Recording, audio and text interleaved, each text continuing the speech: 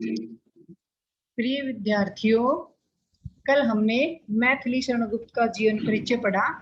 आज हम उसके द्वारा रचित कविता जैद अर्थवद के बारे में पढ़ेंगे। पहले मैं आपको थोड़ा सा जैद अर्थवद जो कविता है उसके बारे में बताना चाहती हूँ। जैद अर्थवद राष्ट्र कवि मैथिली शरण गुप्त द्वारा रचित एक महत्वपूर्ण खंडकाव्य है। इसकी कथा महाभारत कालीन जयद्रथ के वध से संबंधित है। ये कथा उस समय की है जब अभिमन्यु द्रोणाचार्य द्वारा निर्मित चक्रव्यूह में प्रवेश कर गया। तब युद्ध के नियमों के विरुद्ध 7 योद्धाओं ने अभिमन्यु पर छल पूर्वक आक्रमण किया। जयद्रथ की गदा द्वारा वह मारा गया। महारथी अर्जुन अपने पुत्र की धर्म विरुद्ध मृत्यु से बड़े दुखी हुए। उन्होंने यह प्रतिज्ञा की कि अगले दिन सूर्यास्त से पूर्व या तो जयद्रथ का वध कर दूंगा, अन्यथा मैं अग्नि में जलकर मर जाऊंगा।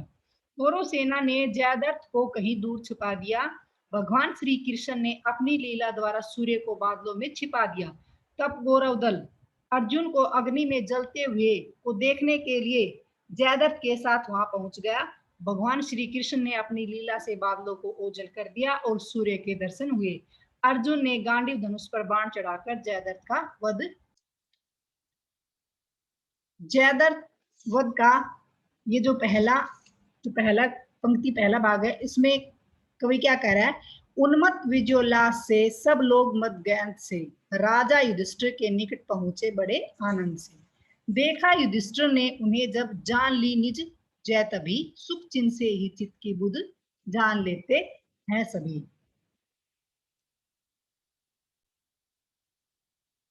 उन्मत्त विजयोल्लास से, उन्मत्त यानी पागलपन, मत यानी मस्त, गैंत यानी हाथी। अर्थात इसमें मैथिली शरण गुप्त जी कहते हैं कि जयद्रथ वध के पास अर्जुन एवं श्री कृष्ण सहित समस्त पांडव सैनिक किसी मस्त हाथी की भांति विजय के यानी खुशी से सब लोग कृष्ण और अर्जुन कहाँ पहुंचते हैं? राजा युधिष्ठिर के निकट पहुंचे बड़े आनंद से, अर्थात बड़ी खुशी के साथ। जब वो जयद्रथ का वध कर देते हैं तो सभी लोग पांडु युधिष्ठिर के पास खुशी के साथ पहुंचते हैं। देखा युधिष्ठिर ने उन्हें जब, तब युधिष्ठिर ने उन लोगों को देखा, जान ली निज जय तभी। तो इसमें कभी क्या आएगा? युधिष्ठिर को उनकी खुशी से ही अंदाजा हो गया कि इनकी यानी हमारी विजय हुई है। सुख चिन्ह से ही चित्त की बुध जान लेते हैं सभी, अर्थात सभी लोग सुख चिन्ह से उनको खुशी से आते हुए देखकर हृदय में बुध जान लेते हैं, अर्थात ज्ञान ज्ञात हो जाता है, पता चलता है कि हमारी विजय हुई है। पीडीएफ चली जाएगी।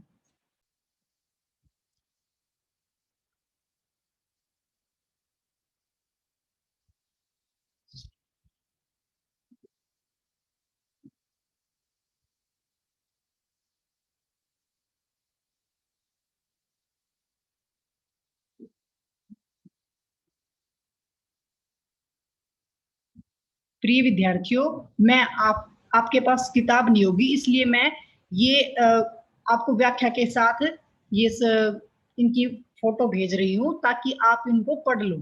ठीक है, अब हम दूसरा पढ़ने जा रहे हैं। तब अर्जुन आदि ने उन्हें बढ़कर प्रणाम किया।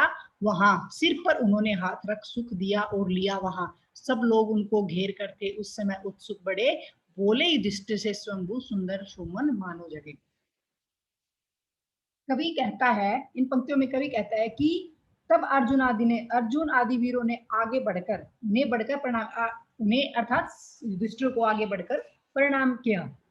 सिर पर उन्होंने हाथ रख सुख दिया और लिया। वहां जब वो कृष्ण अर्जुन आदि आगे बढ़कर युधिष्ठिर को प्रणाम करते तो युधिष्ठिर ने भी उनके हाथ रखकर सुख आशीर्वाद दिया, सुख का, और स्वयं भी सुख का आशीर्वाद लिया। सब लोग उनको घेर कर थे उस समय उत्सुक बड़े, और सारे योद्धा उस समय महाराज युधिष्ठिर को घेर कर खड़े हुए थे उत्सुक भाव से, जिज्ञासु भाव से।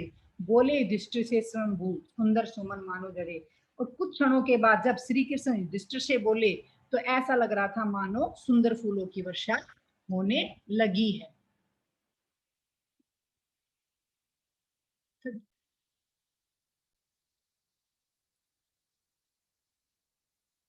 अब हम अगला पढ़ने वाले तीसरा। हे तात, जीत हुई तुम्हारे पुण्य पूर्ण प्रताप से, रण में जयद्रथ वध हुआ छूटे धनंजय ताप से। तुमने इन्हें सौंपा सवेरे या हमारे हाथ में, लो सो लीजिए अपनी धरोहर सुख सुयस के साथ में।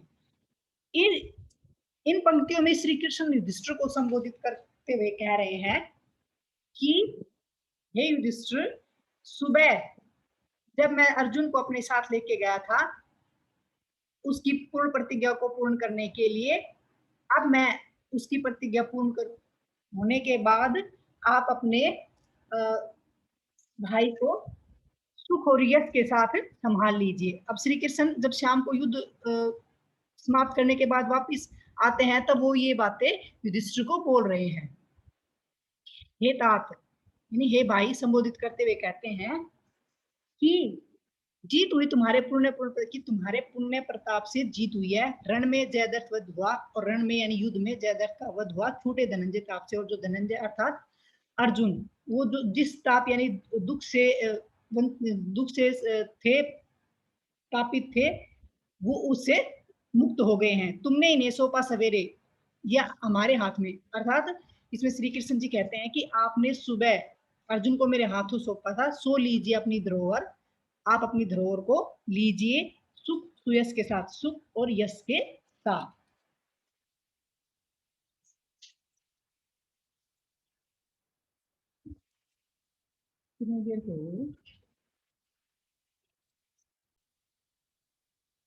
सुनकर मधुर घन शब्द को पाते प्रमोद मयूर ज्यों, श्री कृष्ण के सुन वचन सबको सुख हुआ भरपूर क्यों। राजा युधिष्ठिर हर्ष से सहसा न कुछ भी कह सके, थे भक्ति के गुरु भार से मानो वचन उनके थके। इन पंक्तियों में कवि कहता है कि सुनकर मधुर घन शब्द को पाते, ताकि भगवान श्री कृष्ण के वचनों को सुनकर उनके मन में अर्थात युधिष्ठिर के मन में वैसा ही हर्ष हुआ, वैसा ही प्रमोद यानी खुशी हुई जैसे मयूर अर्थात मोर को होती है जब बादलों की मीठी ध्वनि वो सुनते हैं। राजा युधिष्ठिर हर्ष से सहसा न कुछ भी कह सके, या राजा युधिष्ठिर मन ही मन इतने खुश थे कि वो उस खुशी के मारे कुछ भी कह न सके। थे भक्ति के गुरु भार से मानो वचन उनके थके। और ऐसा लगता था मानो श्री कृष्ण के प्रति अपनी भक्ति के भारी बोझ के कारण उनके वचन थके से थे।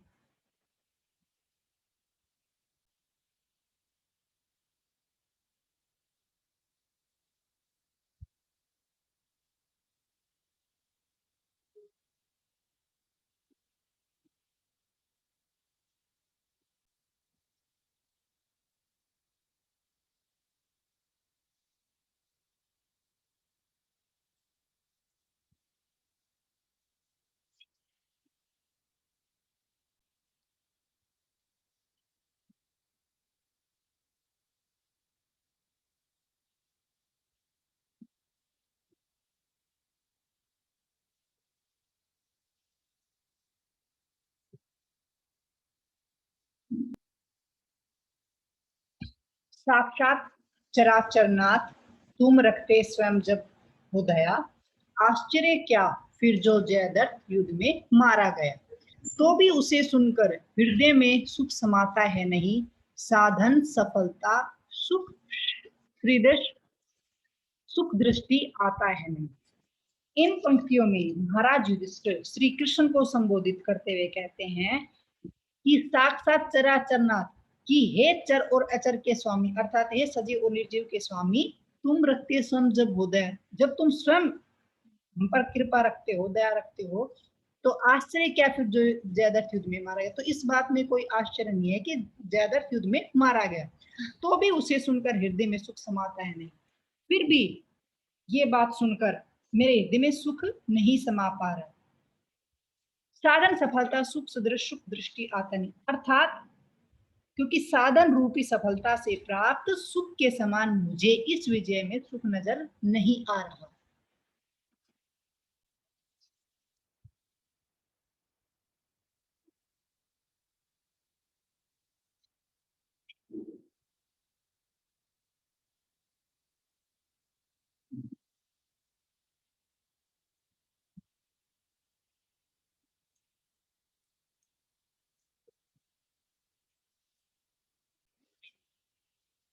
बहुविध तत्वज्ञानियों ने बात यह मुझसे कही, माधव तुम्हें जो इष्ट होता सर्वदा होता वही। अज्ञानता से मूर्ख जब मानव तुम्हें है मानते, ज्ञानी विवेकी विद्वान विश्वेश तुमको जानते। बहु अनेक विग जानकार तत्व यानी तत्वों का ज्ञान रखने वाली माधव श्री कृष्ण के लिए बोला गया। इन पंक्तियों में युधिष्ठिर कहते हैं कि हे श्री कृष्ण, तत्व ज्ञान ने ये बात कि बहुत सी बातों के जानकर अथवा तत्वों का ज्ञान रखने वाले ज्ञानी ने मुझसे यह बात कही, मुझसे कही, माधव श्री कृष्ण मुझसे ये बात कही उन्होंने कि तुम्हें जो इष्ट होता सर्वदा होता है, कि संसार में हमेशा वही होता है जिसकी आप इच्छा रखते अर्थात जो आप चाहते हैं। अज्ञानता से मूर्ख जब मानव तुम्हें है मानते, संसार के मूर्ख लोग अपनी अज्ञानता अपनी मूर्खता के कारण जब मानव तुम्हें समझ अर्थात तुम्हें एक साधारण इंसान समझते हैं, ज्ञानी विवेकी विद्वान विश्वेश तुमको जानते, परंतु जो ज्ञानी होते हैं जो विवेकी होते हैं जो बुद्धिमान लोग होते हैं वही तुम्हें भगवान के रूप में जानते हैं।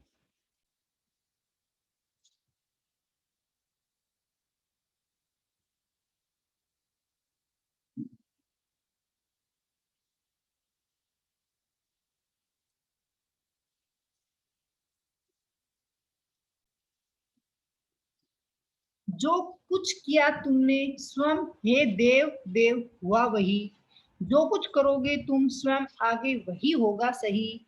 जो कुछ स्वयं तुम कर रहे हो रहा है अब है तथा, ये हेतु मात्र सदैव हम करता तुम्ही हो सर्वथा। इन पंक्तियों में युधिष्ठिर श्री कृष्ण को संबोधित करते हुए कहते हैं कि जो कुछ किया कि जो कुछ आपने किया वही हुआ, जो कुछ करोगे स्वयं आगे आगे जो आप करोगे वही होगा, जो कुछ स्वयं तुम कर रहे हो रहा है और अब भी जो तुम कर रहे हो वही हो रहा है। हे हेतु मात्र सदैव हम तो केवल कारण है, कर्ता तुम्हें अर्थात करने वाले सदा तुम ही हो।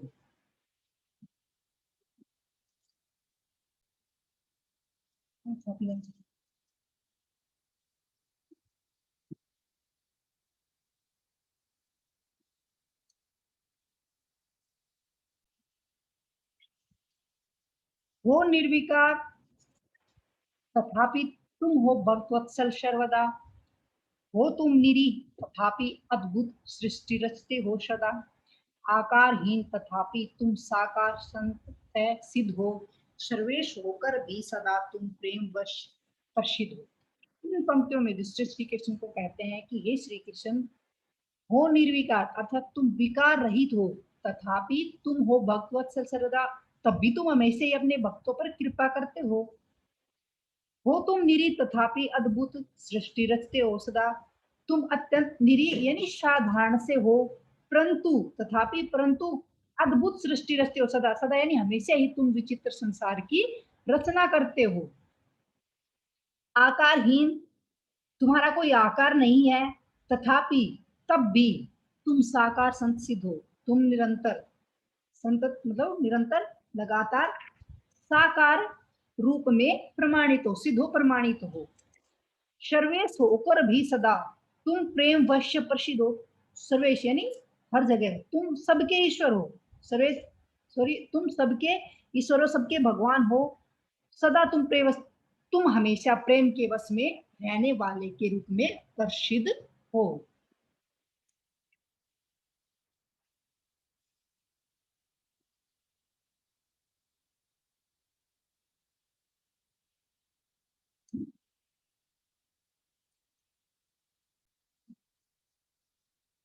करते तुम्हारा ही मनन मुनि रत तुम्ही में ऋषि सभी, संतत तुम्ही को देखते हैं ध्यान में योगिंद्र भी। विख्यात वेदों में विभो सबके तुम्ही आराध्य हो, कोई न तुमसे है बड़ा तुम एक सबके साध्य हो। इन पंक्तियों में युधिष्ठिर श्री कृष्ण को संबोधित करते हुए कहते हैं कि हे श्री कृष्ण, करते तुम्हारा ही मनन मुनि रत तुम्ही में, कि समस्त संसार के मुनि ऋषि मुनि सदा तुम्हारा ही स्मरण करते हैं, रत यानी तुम्हारी भक्ति में रमे रहते हैं। संतत तुम्ही को देखते हैं ध्यान में योगिंद्र भी, और समस्त योगिंद्र यानी ऋषि आदि सदैव तुम्हारे ही ध्यान में, संतत यानी सदैव तुम्हारे ही ध्यान, संतत यानी लगातार तुम्हारे ही ध्यान में मगन रहते हैं। विख्यात वेदों में विभो, सबके तुम्हें आराध्य हो। और हे श्री कृष्ण, तुम्हारा वैभव, विभो यानी वैभव, तो वेदों में विख्यात प्रसिद्ध है। तुम्ही सभी के आराध्य और समस्त जनों के तुम ही आराध्य हो। कोई न तुमसे है बड़ा और इस सृष्टि में तुमसे बड़ा कोई नहीं है। तुम एक सबके साध्य और तुम ही सभी के साध्य और पार उतारने वाले हो।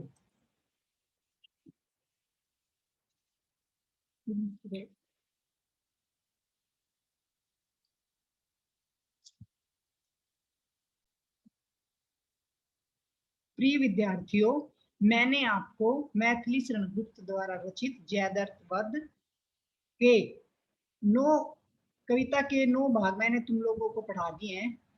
बाकी के जो 9 बच गए वो मैं तुम्हें अगले वीडियो में समझा दूंगी। मैंने आप लोगों को ये किताब के पेज व्याख्या के साथ इसलिए दिए हैं ताकि तुम इनको एक बार से रिवाइज कर लो और जितना जल्दी हो सके आप सभी किताब खरीद लो। मैंने कल मैथिली शरण गुप्त का जीवन परिचय और आज ज्यादा वर्ग के जो मैंने 9 भाग पढ़ाए हैं, 9 पार्ट पढ़ाए हैं, कविता के 9 पैरे जो मैंने पढ़ाए हैं, आप उनको एक बार दोबारा से इनको पढ़ें, अच्छे से समझे। अगर आप लोगों को किसी में कोई दिक्कत हो तो मुझे बताएं। धन्यवाद।